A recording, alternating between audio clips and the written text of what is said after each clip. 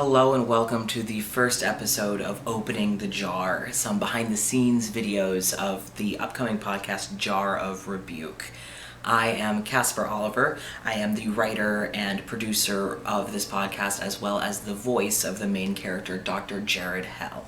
I was inspired to make Jar of Rebuke because it's a Midwestern Gothic. You are basically following Jared. You're listening to his audio journal, and it's him. He works for a organization called The Enclosure that's based in this small Midwestern farm town called Wichton, with no specified state, because I've learned in my experience of living in a small farm town as well as driving through many small farm towns, visiting many small farm towns, and having family in various different small farm towns, that there are a lot of similarities when it comes to the culture of the Midwestern farm towns. And they're not all exactly the same, but there is a very similar culture. And so I didn't want to put it in a specific state.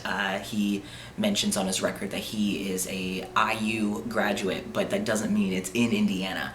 It is based loosely off of the town I grew up in, which was in Indiana. But I'm taking lore from all over the Midwestern United States and cramming it into this one farm town.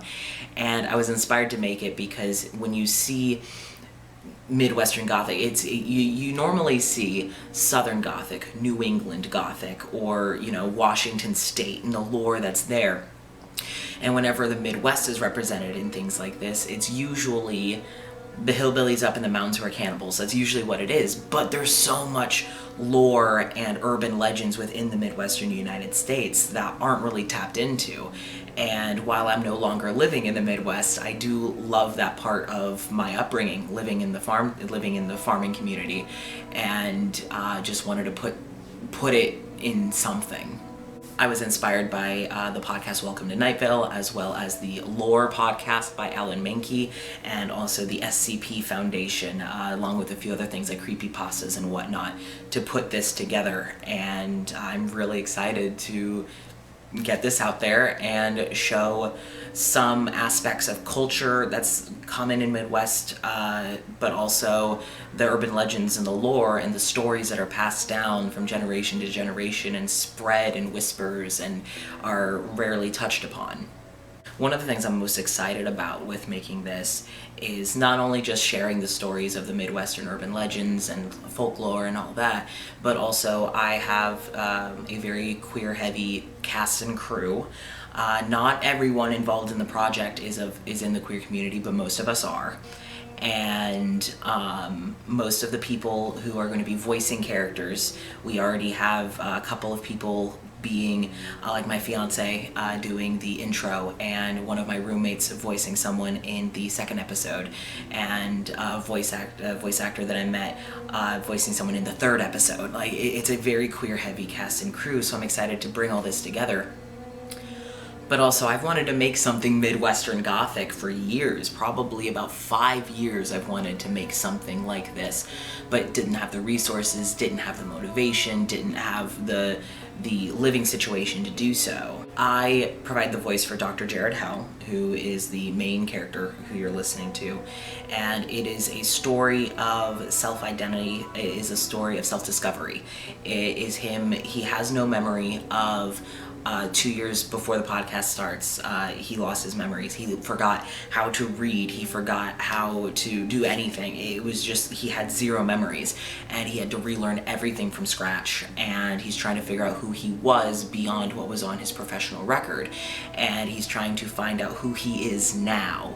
And he's trying to find his place within the community of Wichton. He's trying to find his place within his job at the Enclosure. He's trying to find his place just within his own life.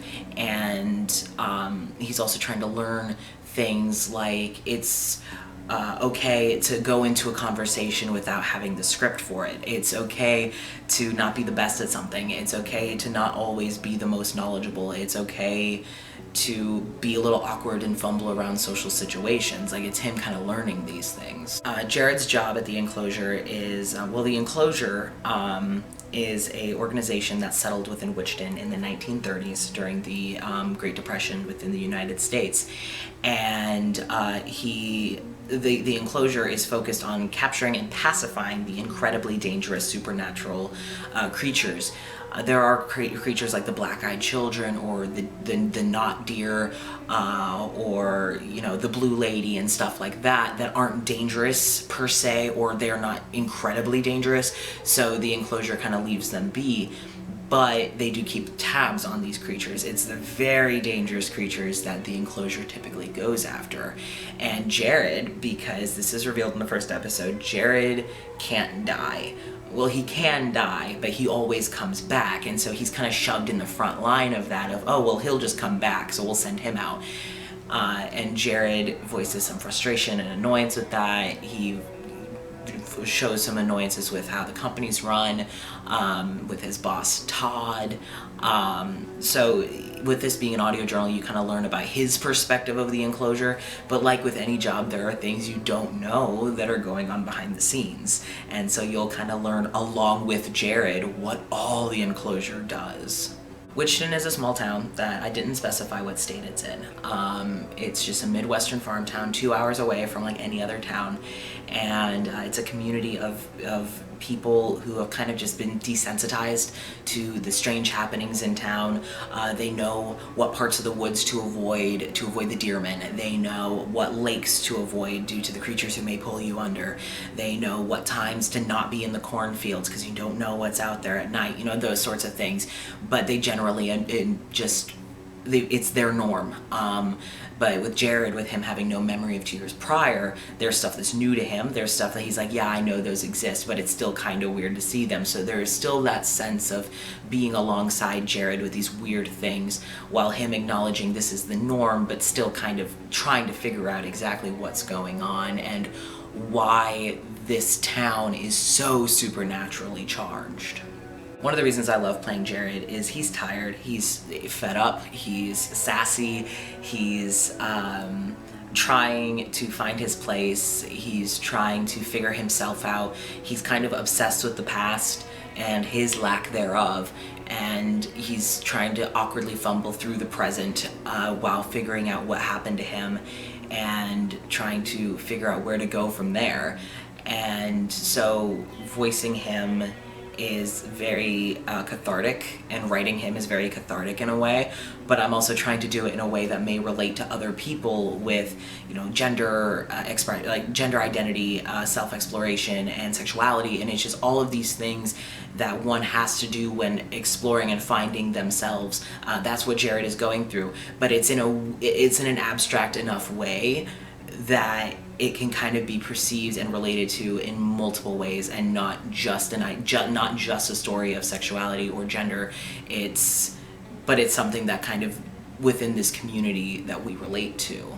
One of the things I'm most excited about with sharing this, besides what I mentioned with the heavy cast and heavy crew and everything, is one of my favorite things about things like Welcome to Night Vale and other podcasts is that most characters don't have a canonical look, and so people can listen to these characters and build mental images of their own. I play Jared, I am white, but that doesn't mean that Jared is canonically white. If the listener views him as something else, then I am more than happy to embrace that and to see that, honestly. There are characters like Darius and Amir Rahal and Christine Torres, who I'm very interested to see how people take these characters and design them, how they view these characters. The only character who has a canonical look is Todd, Jared's boss. If you've seen Big Fat Liar or the first Alvin and the Chipmunks movie, that boss, played by Paul Giamatti and David Cross, that's kind of the only character that has a canonical look, is the kind of entitled white man boss that everyone's had. Everyone's had a boss like Todd. And so I'm excited to just see how people draw and design these characters and take these characters in that sort of reception for that. The last thing that I have to say is I'm so excited to share Jared's journey with all of you. I'm so excited for you all to hear the amazing talent that we've got coming on.